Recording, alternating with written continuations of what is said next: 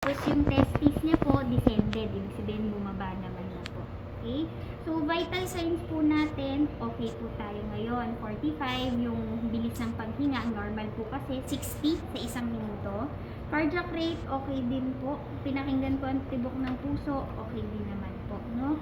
So, ang plan po ngayon is under observation po si baby. Kasi, syempre, transition po mula sa tiyan ni mami, papunta kay, paglabas po dito. No? So, si mami paglipat po sa recovery room, ilalatch po natin si baby. So, sila ipapatong natin si baby para makapag-bonding na po sila at saka makadede si baby.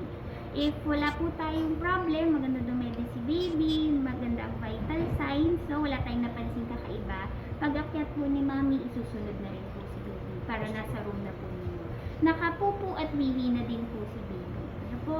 So, ang blood type niyo po is B. Si mami ay O. Tama po ba? No? So, pag ganyan po kasi, may risk ng EBO incompatibility. Yun po, depende kung ang magiging blood type ni baby is B. No po? No? So, pag ganun, pwede magkaroon ng early jaundice.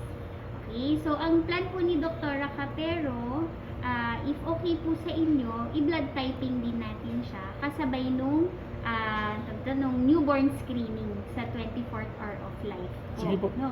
Pero yun nga lang po, kasi nakapackage kayo, inform lang kayo, medyo maglalabasan po tayo ng pang-blood typing po. Sige po. Okay lang po. Opo. Sige. So, yun po.